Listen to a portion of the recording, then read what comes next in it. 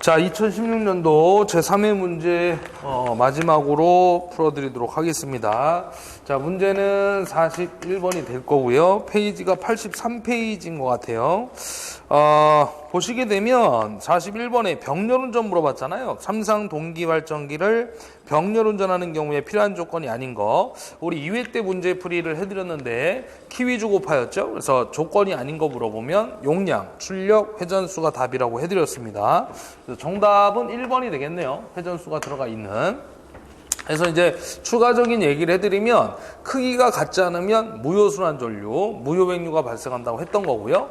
위상이 같지 않으면 유효순환전류, 동기화전류가 발생한다. 그 다음에 주파수가 같지 않으면 난조가 발생해서 방지법으로 제동건선을 설치한다. 이렇게 얘기를 해드렸고 그 외에 파형이 같아야 되고 상회전 방향이 일치해야 된다. 이런 조건들이 들어가 있었습니다. 자, 그 다음에 이제 42번 문제 보시면 변압기 절연유로서 갖춰야 할 조건이 아닌 거 물어봤는데 우리 바로 뭐냐면 변압기 깡통 안에 철심에다가 이제 코일을 감고요. 그 안에 절연유를 갖다가 집어 넣는다고 그랬잖아요. 그래서 절연유에 구비 조건이 있어요. 4가지 정도가 들어가는데 조건 한번 보도록 하겠습니다. 그래서 첫 번째는 절연 내력이 커야 되고요. 뭐 이것도 예전에 우리 다 기출문제 쪽에서 정리 한번 해드렸던 거예요. 그래서 절연 내력이 클 것. 그래서 절연 내력이라는 것은 말 그대로 견딜 수 있는 능력이 되겠죠. 그래서 온도가 계속 상승이 됐을 때 얼마만큼 견딜 수가 있느냐. 클수록 좋겠다. 견딜 수 있는 힘이 크다는 얘기죠. 그 다음에 두 번째 점도. 우리 점성이라고도 하죠. 점도, 점성, 점도가 낮을 것. 이렇게 정리가 되겠습니다. 그래서 액체 끈끈한 정도인데 얘가 낮으면 액체 상태가 되는 거고 높아지면 고체 상태가 되겠죠. 그 다음에 이제 우리 겨울과 여름철에 보면 세 번째 얘기가 뭐냐면 인화점이 높아야 된다는 거죠. 이건 이제 여름철에 얘기하는 건데 쉽게 말씀드리면 온도가 130도까지 올라간다 하더라도 그 온도에 견딜 수 있어야 된다는 얘기죠. 변압기 자체 내에서 발생하는 온도와 여름철에 해가 떴을 때 한낮의 온도가 합쳐지면 그 온도가 상승이 될 것인데 그 온도에 대해서 견딜 수 있어야 된다 그 얘기입니다. 그 다음에 네 번째는 겨울철에 응고점 어느 점이죠? 그래서 영하 30도 이하에서도 견딜 수 있어야 된다. 변압기가 응고점이 낮을 것 이렇게 얘기합니다. 그래서 클 것, 낮을 것, 높을 것, 낮을 것 해가지고 우리 순서에 맞게 외운다 그러면 위아래 이렇게 암기를 해주면 될 것 같아요. 그래서 구비 조건이 아닌 걸 물어보면 2번에 보시면 절연 저항 및 절연 내력이 적을 것이라고 했는데 절연 내력은 커야 된다고 했잖아요. 그래서 정답은 2번 체크해 주시면 되겠습니다. 이 정도 보시면 뭐 문제는 다 해결이 되는 거고요. 절연유의 구비 조건.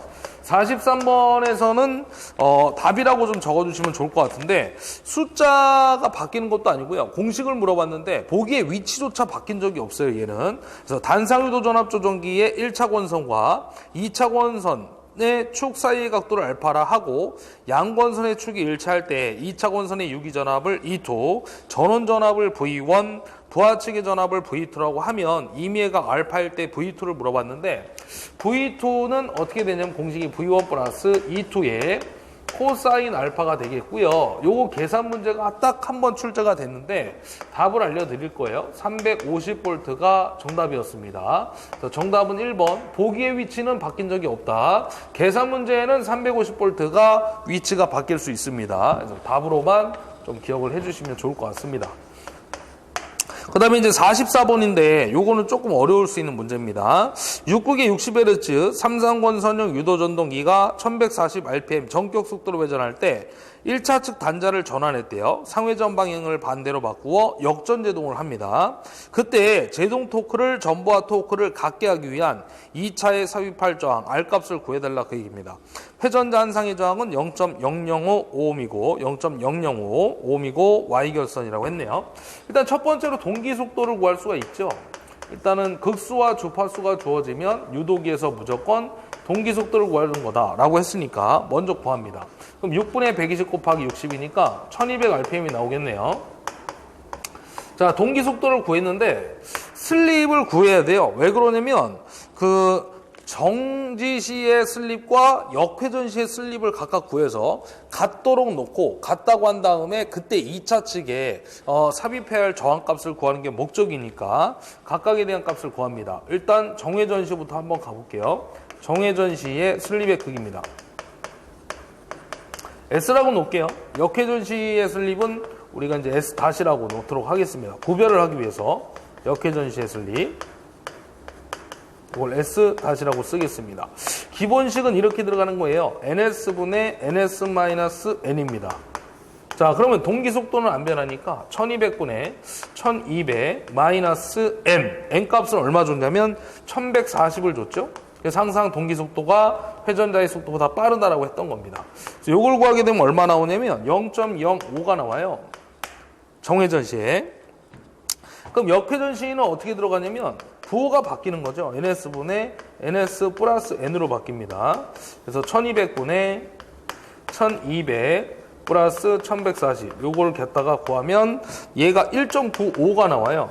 그러면 두 개가 같다고 놓고 2차 측에 삽입할 저항값을 구해야 되는데 오른쪽에다 한번 풀어볼게요. S분의 R2는 S-분의 R2 플러스 외부에서 삽입할 저항 R값 이렇게 잡아주시면 됩니다. 이 R2 값은 이제 2차 저항인데 회전자 시에 한 상의 저항값을 의미합니다. 아까 우리 가로 안에 회전자 한 상의 저항은 0.005 옴이라고 했으니까 각각을 집어넣고요. 이때 2차 측에 삽입할 저항, 갖게 하기 위한 2차 측에 삽입할 저항을 구해주시면 됩니다. 지금은 이제 슬립이 다르니까 좌변과 우변이 다르잖아요. 값이. 그래서 그때 2차 외부에 삽입할 저항을 얼마를 넣으면 좌변과 우변이 같겠냐 그걸 의미하는 거예요. 그래서 이걸 갖다 구하면 이렇게 곱해주면 되겠죠. 이걸 일단 숫자 한번 넣어보면 S가 아까 정해전시 얼마였냐면 0.05분의 요거 한 상의 저항값 0.005 되겠고요. 그 다음에 역회전시의 슬립 S-는 1.95분의 한 상의 저항값 0.005 플러스 외부에 삽입할 저항 R을 갖다가 구해주면 되겠습니다. 자, 요거를 이렇게 곱하면 되니까 R은 어떻게 될까요? 자, 요거 그대로 가겠죠? 0.05분의 0.005 요거는 곱하기로 들어가니까 1.95 곱해주시고요. 얘는 플러스니까 넘어가면 마이너스로 바뀌겠죠? 0.005 그래서 이렇게 해서 이항에서 해결을 해주시면 됩니다. 0.005 딱 봐도 4개 아니죠? 그래서 구하면 0.195옴이 나오는데 솔직히 좀 복잡해요. 각각에 대한 값을 구해서 또 같다고 놓고 2차의 삽입할 저항을 구해야 되기 때문에 쉽진 않은데 뭐 안 되면 답이라도 보고 가시고요. 아니면 과감하게 버리시면 됩니다. 요러한 44번 같은 문제는 1년에 한 번 나올까 말까요, 솔직히. 그래서 하실 분들은 하시는데 정 안 되면 그냥 과감하게 버리셔도 괜찮을 것 같습니다. 자, 45번 문제 갑니다. 45번 문제는 브러쉬 리스 모터의 회전자 위치 검출을 위해 사용하는 거 물어봤는데 회전자 위치 검출을 위해 사용하는 거는 이제 홀 소자하고요. 그다음에 회전용 엔코더 두 가지가 있어요. 그래서 정답이 이게 1번하고 3번 두 가지 다 해당이 되겠습니다. 그래서 요거 답으로 한번 봐주시면 되겠고 그다음에 이제 46번을 볼 건데 전기자 저항이 0.045옴, 직류 분권 발전기가 있고요. 단자 전압이 100V, 회전 속도가 1000rpm일 때 전기자 전류가 50A래요. 이 발전기를 뭘로 사용했대요? 전동기로 사용했대요. 그때 전동기의 회전수를 물어보고 있습니다. 물론 이제 발전기 회전수와 전동기 회전수는 같을 수가 없죠. 부호 자체가 플라마이너스로 들어갈 거니까 기전력 공식에서. 그래서 발전기 기전력 공식을 쓰게 되면 V 플러스 IA RA가 될 거고요. 여기 이제 K 파이 N이 따라오겠죠? 예, 그대로 집어 넣어 볼게요. V가 얼마냐면 100V입니다. 플러스 IA는 얼마 줬냐면 전기자 전류가 50A고요. 전기자 저항이 얼마냐면은 0.04래요. 그럼 요거를 계산하면 요게 2V 나오겠죠. 그래서 102가 나올 것이고 요 전체는 기전력과 비례식이니까 102일 때 그때의 K파이는 날리고요. 변함이 없으니까 회전수만 잡겠습니다. 1000rpm 이렇게 잡아주면 됩니다. 그럼 전동기는 어떻게 들어갈까요? 전동기는 V-IARA 그리고 나서 K-파이N 이렇게 들어갈 건데 전압은 100V고요. 마이너스 IARA 그럼 변함이 없죠. 2죠. 빼면 98V가 되고 그때의 회전수를 구해달라 그 얘기입니다. 이걸 N-로 놓겠습니다. 발전기 회전수는 주어진 거 1000이니까 미지수의 회전수 N-, 전동기 회전수는 N-로 놓고 풀어주시면 됩니다. 다시 한번 정리하면 이렇게 되겠죠. 발전기 기전력은 102일 때 그때 회전수가 1000rpm이고 전동기의 역기전력은 98V가 되는데 그때 회전수 N-를 구해달라 그 얘기입니다.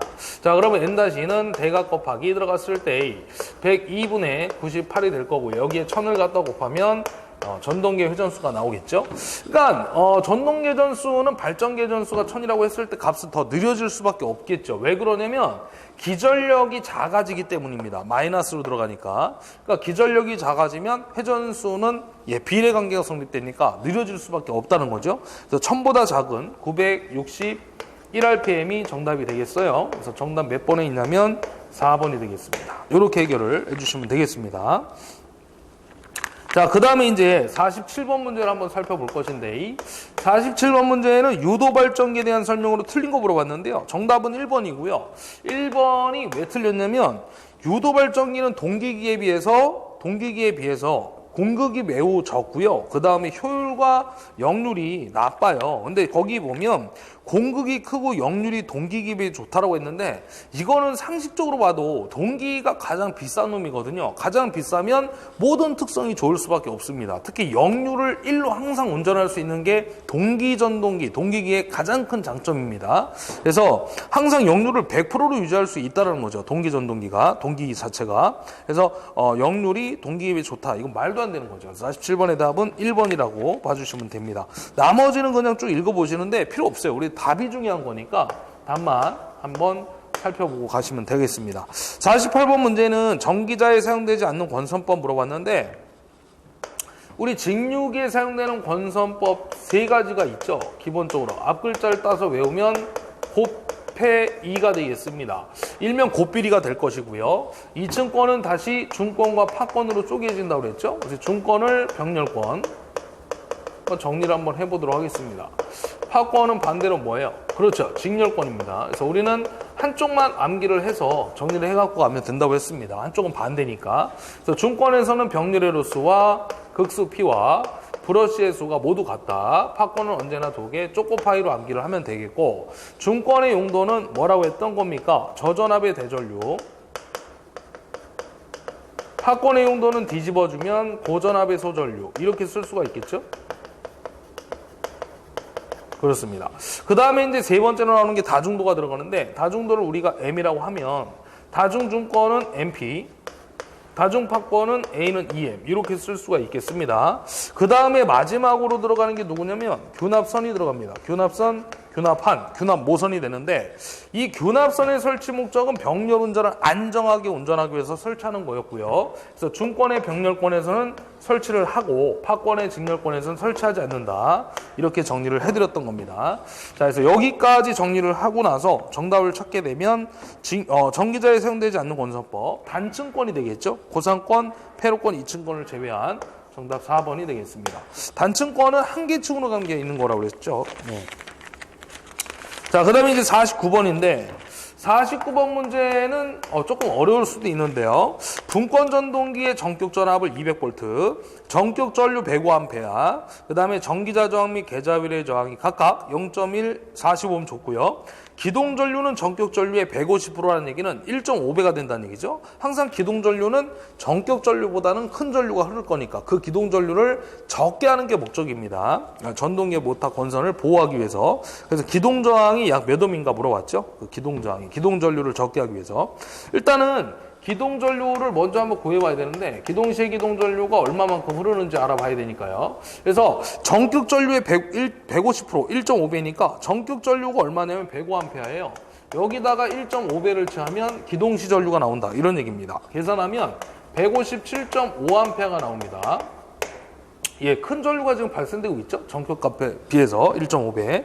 자, 그리고 나서 IA 값을 이제 구해야 되는데 전기자 전류 IA는 이제 전체 전류가 아니라 사실은 이제 그 전기자 전류가 두 개가 이제 그림을 보면 빠져나가는 거고 들어가는 전류니까 부하 전류가 전체 전류가 되는 거고요. 나머지 두 개가 합쳐지는 전류인데 IA를 구하는 목적은 이게 바로 이제 그 공식에 의해서 보면 지금 그림을 보게 되면 저항 두 개가 직렬로 연결돼 있잖아요. 전기자 저항하고 그 기동 저항이라고 하는 놈이. 그래서 기동 저항이 여기서 이제 RS인데 직렬로 연결돼 있으면은 RA 플러스 RS 이렇게 잡아주면 되는 거고요. 그 다음에 RA 원공식은 IA분의 V 이렇게 쓸 수가 있다는 거죠. 그래서 IA를 여기다 집어넣으려고 구한다라고 보시면 됩니다. 자, 다시 한번 정리해드리면 오메 법칙. 얘가 기동 저항인데 없으면 RA는 IA분의 V가 되는 거죠. 근데 이 기동저항 RS를 왜 설치했냐면 기동전류를 크기 큰 전류기 때문에 작게 만들려고 기동저항을 직렬로 연결했다라고 보시면 됩니다. 그러면 얘를 구하는 게 목적이니까 공식에 의해서 IA를 모르니까 IA를 구해줘야 된다는 얘기죠. 그래서 IA는 우리 키로이프 법칙에 의해서 들어가는 전류와 나가는 전류하고는 같다라고 보고 전체 전류는 요 두 개를 합치면 되는데 IA가 이제 구하는 게 목적이니까 넘기면 마이너스가 된다 그 얘기예요. 그래서 이때 I가 누구냐면 바로 기동 전류라고 보시면 되겠죠. 그래서 전체 부하 전류니까 전체 전류. 자, 기동 전류가 이제 157.5A가 되는 거고요. 전격 전류의 1.5배니까 여기에다 마이너스 RF분의 V로 잡아주면 됩니다. 그래서 오메 법칙을 또 한번 적용한 건데 계좌 저항을 아까 얼마 줬냐면 40옴 줬고요. V는 얼마 줬냐면 200V 줬습니다. 그래서 요거를 빼면 얼마 나오냐면요. 152.5가 나오네요. 그렇죠. 5를 뺀 나머지니까 152.5A. 자, 그럼 요 놈을 여기다 집어 넣고요. 전압 V는 다시 한번 200V를 넣어주면 됩니다. 자, 그리고 나서 RA는 넘어가니까 마이너스가 되는 거죠. 그래서 기동 저항을 구해보면 152.5분의 200 마이너스 전기자 저항을 빼주면 됩니다. 그래서 전기자 저항이 얼마냐면 0.1옴을 줬죠, 아까 위쪽에. 그래서 요거 계산해 주면 되겠네요. 그래서 요거를 눌러주게 되면 얼마 나오냐면 1.21옴 정도 나옵니다. 이렇게 계산을 하는 거네요. 그래서 정답은 4번 되겠습니다. 좀 어려울 수 있는데 좀 기동 전류를 이제 1.5배 잡아서 구한 다음에 그 기동 전류를 뺀 나머지 전기자 전류를 구해 주고요. 그 다음에 오메 법칙을 적용해서 집어넣고 넘겨서 빼주면 기동저항이 그때 필요한 저항값이 나오겠다라는 것입니다. 자, 49번의 답은 4번이었고요. 그 다음 50번 문제. 자, 50번은 보시게 되면 단락비를 계산하는데 필요한 시험 종류 두 가지를 찾아달라 얘기했는데 50번 문제에서 단락비 우리가 이제 단락비 보게 되면 그림으로서 표현을 했던 거죠. 우리 KS라고 해가지고 여기가 이제 전기자 전류 IA가 되겠고요. 이 축을 갖다 우리 계좌 전류 IF라고 얘기하죠. 그래서 자속이 증가하는 선 공극선 이것도 얘기했을 거예요. 다 앞에서. 그 다음에 무브와 파곡선이 있고요. 그 다음에 세 번째로 삼상 우리 단락곡선이 있었죠. 무브와 포화 시험, 삼상 단락 시험. 이 공극선과 무브와 포화 시험에서 구할 수 있는 게 우리 포화율이죠, 포화율. 자속이 포화되기 전과 우리 포화된 후의 비율. 그래서 왼쪽 분의 오른쪽으로 기억을 하시고 무브와 포화 시험하고 삼상 단락 시험에서 구할 수 있는 게 바로 단락비가 되는 거죠, 단락비.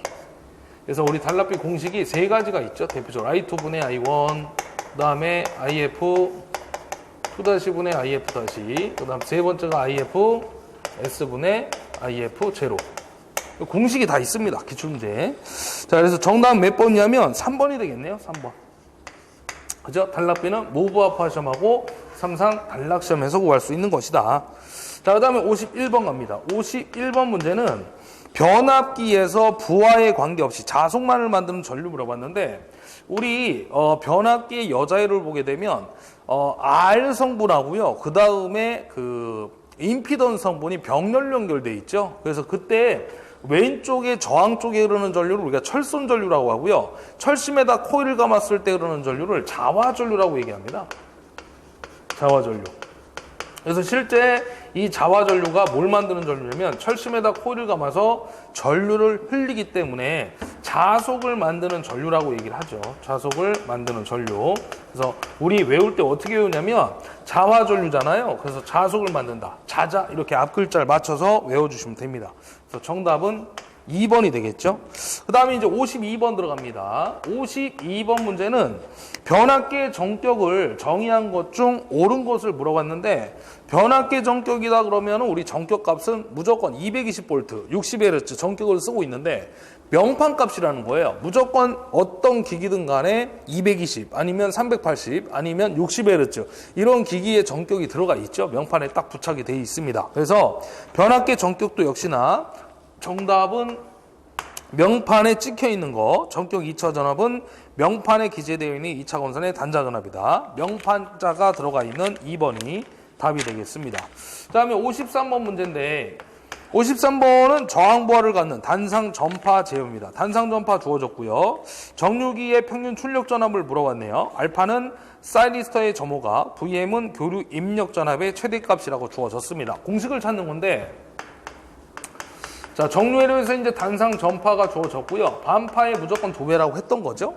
그래서 반파는 ED는 0.45의 2, 전파는 0.9의 2라고 했는데, SCR이 그 사이리스터인가요? 네, 주어지면 각도가 주어질 거예요. 각도가. 그래서 각도 점호각이라고 하는 각도에 의해서 전압을 제어할 수 있는데, 공식은 어떻게 들어가냐면 원래 전파 공식은 이렇게 되잖아요. 파이분의 2 루트 2의 2 이렇게 들어갑니다. 그래서 이 값을 계산한 게 0.9의 2가 나오는 건데, 만약에 점호각이 주어지면 2분의 1 플러스의 코사인 알파가 적용이 됩니다. 이를 바깥쪽으로 빼면 이렇게 되겠죠. 2파이분의 2 루트 2에다가 2 그리고 가로 안에 1 플러스의 코사인 알파가 남습니다. 자, 약분을 시키고요. 정리하면 파이분의 요 2는 교류의 시료값이기 때문에 교류의 시료값에 루트 2를 곱하면 최대값이 되는 거죠. 그래서 파이분의 VM이 될 것이고, 나머지 1 플러스의 코사인 알파 갖다 붙여주면 공식이 나옵니다. 그래서 이게 이제 우리 전파일 때 사이리스터가 주어진 경우에 공식이 되겠죠. 그래서 정답 몇 번이냐면 2번이 되겠네요. 2번 파이분의 VM 1 플러스 코사인 알파 이렇게 잡아주시면 됩니다. 자, 그 다음에 이제 54번 갑니다. 54번 문제는 동기전동계 V곡선, 위상 특성 곡선에 대한 설명으로 틀린 거 물어봤는데, 위상 특성 곡선은 아까도 했지만 우리 2회 때 우리 V곡선이라고 했던 거고요.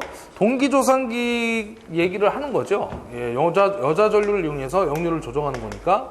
전기자 전류 IA, 여기가 계자 전류 IF 다 했던 거예요. 뭐 코사인 세타가 1로 기준을 잡고요. 간단하게 보면 전기자 전류가 최소점일 때 역률은 얼마예요? 무조건 1이에요. 무부하 상태가 됐을 때는 역률, 손실이 없기 때문에 역률은 항상 100% 1이 된다 그 얘기입니다. 그래서 틀린 걸 물어봤으니까 V곡선의 최저점에는 역률이 0이 아니라 1이라고 해야 되겠죠. 그래서 정답은 3번이 틀린 얘기가 되겠고요. 그 다음에 이 축을 갖다 우리가 뭐라고 하냐면 우리가 횡축이라고 하죠. 이쪽을 횡축. 하나 더 얘기를 한다 그러면 이 축을 우리가 종축이라고 얘기하죠. 종축. 그럼 횡축은 여자 전류, 그죠? 종축은 전기자 전류. 맞는 얘기입니다. 3번이 틀린 얘기가 되겠고요. 자, 55번 갑니다. 55번 문제는 기본 문제 형태가 나왔네요. 10kW, 삼상 200V, 유도전동기의 전류값을 물어봤네요. 전부하 전류. 효율과 역률은 각각 85%입니다. 공식은 어떻게 되냐면 P는 유효전력, 무효전력, 피상전력이 있는데 지금은 킬로와트로 주어졌잖아요. 용량. 그러니까 이거는 삼상이니까 루트 3 VI의 코사인 세타가 된다라고 보시면 됩니다. 유효전력이니까. 그리고 여기에다 효율을 줬으니까 효율까지 적용을 해줘야 됩니다. 나머지 손실을 제외한 그 실제의 출력이 이제 우리가 사용한 전력이 유효전력이니까. 자, 그러면 여기에 만약에 KVA 피상전력이 오면 그냥 루스3 VI가 되는 거고요. 무효전력이 되면 루스3 VI에 사인 세타가 오면 된다는 거죠. 지금은 유효전력이니까 코사인 세타가 온 거고 효율도 주어졌기 때문에 적용을 했다라고 보시면 됩니다. 그럼 I는 루트 3 V 코사인 세타 곱하기 효율분의 P로 계산을 해주면 되겠네요. 자, 그러면 루트 3에다가 전압이 얼마냐면 200V 주어졌고요.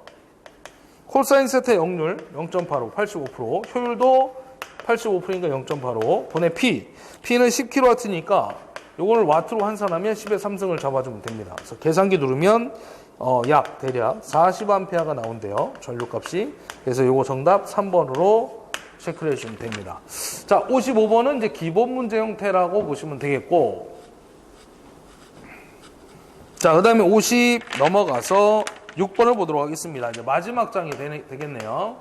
자, 56번 문제는 발전기 종류 중 회전 계장으로 하는 거 물어봤는데, 우리 계자가 회전하는 거 아까 우리 동기 발전기라고 그랬죠? 그래서 정답은 1번 되겠습니다. 하나 더 외우자 그러면 동기기는 무조건 Y결선이라고 했던 거예요. 그래서 Y결선에서는 성간전압이 상전압 2보다 항상 루트 3배 크다라는 거죠. 이 상전압 2가 이제 동기 발전기 한 대분에 대한 기전력이다라고 보시면 됩니다. 우리 이 성간전압을 다른 말로 뭐라고도 하냐면 단자전압이라고도 불러요. 또 전격전압이라고도 부르죠. 알아두시면 뭐 좋을 것 같습니다. 그 다음 57번 문제. 단상유도 전동기가 주어졌고요. 기동 토크가 가장 큰 거 물어봤잖아요. 그럼 아까 했잖아. 우리 2회 때 반콤 분쇄 기억나실 거예요. 그래서 반발 기동형이 있죠. 정답 1번이 되겠습니다. 뭐 연속으로 출제가 되고 있습니다. 자, 그 다음에 이제 58번 문제. 아까 했기 때문에 간단하게 정리한 거고요. 58번은 변압기 온도 시험을 하는데 가장 좋은 방법인데, 우리 온도 시험은 대표적으로 두 가지가 있어요. 실부하법과 반환부하법이 있는데, 실부하법은 실질적으로 손실이 커요. 전력 손실. 그래서 잘 사용하진 않고요. 반환부하법이 이제 우리 일반적으로 많이 사용되고 있는 온도 시험이라고 보시면 됩니다. 그래서 2번이 답이 되겠죠. 그 다음에 이제 59번입니다.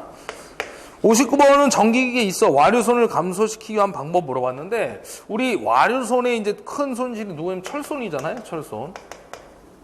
우리 철손에는 두 가지가 있다고 그랬죠. 그래서 첫 번째가 문자로 쓰면 히스테리시손하고, 두 번째가 이제 와류손이 있는데 맴돌이 전류손이라고도 합니다. 그래서 히스테리시손을 감소시키기 위해서는 뭘 사용한다고 그랬어요? 교소 강판을 사용한다고 했던 거죠. 그때 함유량이 몇 프로냐 그러면 4%가 정답입니다.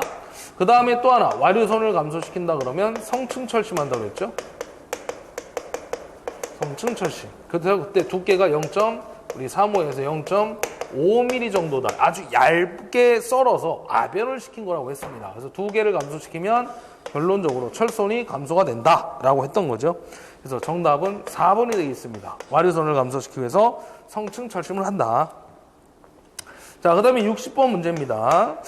마지막 문제인데, 보시면 동기발전기에서 전기자 전류를 I, 요기기 전력과 전기자 전류와의 위상각을 세타라 하면 직축 반작용을 나타내는 성분 물어봤는데, 우리 동기기의 전기자 반작용에서 아까 정리 또 다 했던 거예요. 한 번만 저 정리를 해드리면, 동기기의 전기자 반작용에서 우리 첫 번째 제일 중요한 게 뭐예요? 이 파트 자체가 중요한데, 우리 십자가 하나 외우라고 그랬죠? 왼쪽이 이제 발전기였고요. 간단하게 하면 오른쪽이 이제 전동기, 위아래는 전류축이 된다고 했죠? 그래서 위상은 시계 반대 방향.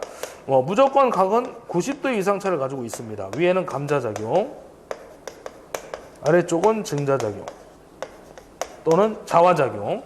자, 발전기 중에 왼쪽에 점을 찍고 위상관계 따주고요. 전동기가 나오면 오른쪽에 점을 찍고 위상관계를 따주시면 됩니다. 그 외에 L씨만으로 말고 R만으로 해서 우리가 뭐가 있었냐면 횡축 반작용이 있었죠. 얘를 또 다른 말, 교차 자화작용 이렇게도 얘기를 했습니다. 그때 위상은 무슨 위상이라고 했어요? 바로 우리 동위상이라고 했죠. 동위상. R만으로니까. 성분을 물어본다 그러면 횡축 반작용의 성분은 얼마였어요? I의 코사인 세타라고 했죠. 우리 유효분을 얘기하는 거니까. 그 다음에 직축 반작용의 성분이 있다고 그랬어요. 이게 지금 시험에 나온 거죠. 60번에서. 그래서 직축 반작용의 성분을 물어보면 I의 사인 세타가 되겠습니다. 허수 부분이거든요. 직축 반작용이. 그러니까 우리 직각 삼각형을 이렇게 그리면 요게 이제 세타고 요게 밑변, 높이, 빗변이 될 거 아니에요. 그래서 우리 횡축이라는 것은 요 밑변부를 얘기하는 거예요. 밑변. 여기가 횡축이고요. 그래서 전류 I의 크기에 대해서 요 밑변의 크기니까 I의 코사인 세타가 들어가는 겁니다. 밑변에 대한 빗변에 대한 밑변이 이제 코사인 세타니까. 그럼 여기가 누구냐면 직축이에요, 직축. 그래서 그때는 빗변에 대한 높이니까 I의 사인 세타가 들어간다 그 얘기입니다. 횡축은 밑변이니까 I의 코사인 세타가 적용이 되는 것이고요. 그래서 그렇게 따져주면 됩니다. 그래서 지금은 직축 반작용의 성분, 크기를 물어봤으니까 I의 사인 세타. 그래서 정답은 3번이 되겠죠? 3번. 예, 오랜만에 또 출제가 됐습니다. 원래는 요 그림 문제 있죠? 위상관계 따지는. 요게 이제 시험에 주가 되는 겁니다. 동기계 전기자반작용에서. 자, 그래서 여기까지 해가지고, 2016년도 우리 그 산업기사, 60문제를 좀 풀어봤고요. 아무튼 올해 좋은 결과 있으시길 바라고요. 저는 이제 여기까지 해서 우리 문제풀이를 마무리를 짓도록 하겠습니다. 자, 수고하셨습니다.